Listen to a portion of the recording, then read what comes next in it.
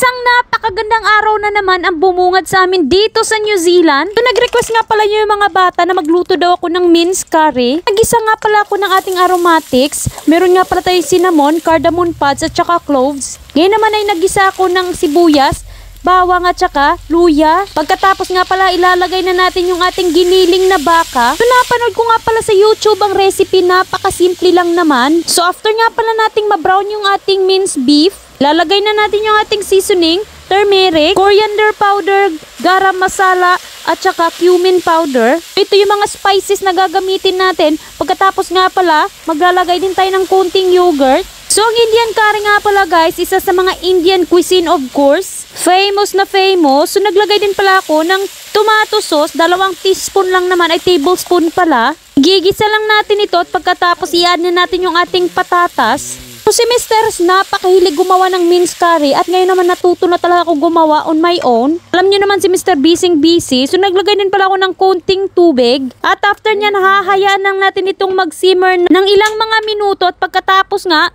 ready na siya. Ayan na, lutong-luto na ating minced curry. Ngayon naman is gagawa tayo ng ating naan. So, ito yung tinapay na pinapares nila sa mga curry. Kung napapanood nyo, yung mga Indian na mga food. Famous na famous yung naan bread. So, unang-una nga pala pinaghalo ko yung yeast at saka tubig at sugar. Ngayon naman sa isang bowl, meron tayo ditong harina. Naglagay din ako ng asin. After nga pala, ihalo na natin yung ating yeast mixture, yogurt at saka olive oil. At maglalagay din tayo of course ng ating gatas. So, warm milk nga pala ito. Bawal nga pala yung malamig at hindi tutubo yung ating yeast. So, halo-halo lang natin mix together at pagkatapos ay ininid natin ito sa ating bench top. Ininid lang natin ito for around 4 to 5 minutes hanggang sa maging smooth na yung texture ng ating dough. At pagkatapos ay form nating circle, ilalagay na naman natin sa bowl at hahayaan lang natin itong mag-rest for 1 hour. After nga pala ng 1 oras na pagpapahinga ng ating dough, ready na siyang gawin. Ready nang lutuin yung ating bread.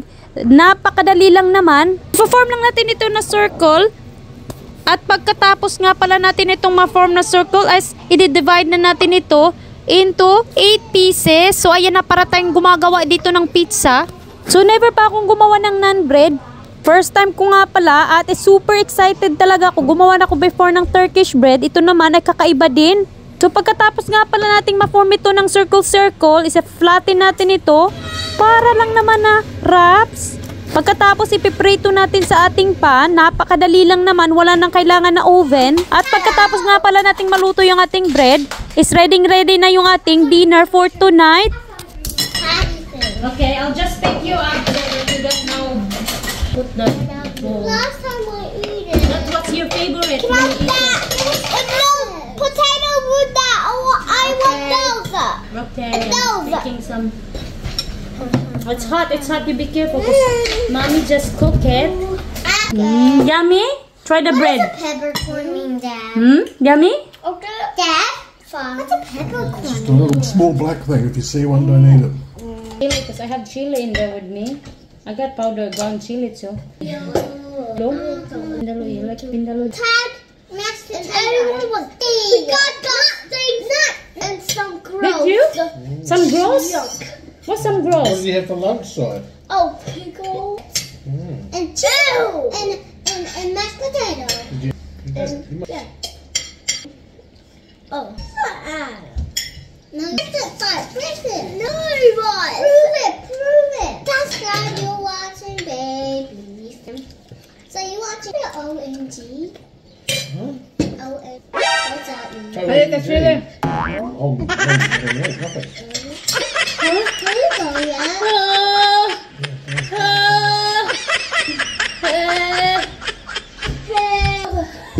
Look at me.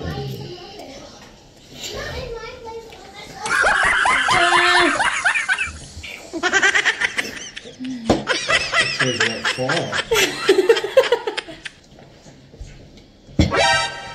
Oh my goodness, it's in my ear, Dad.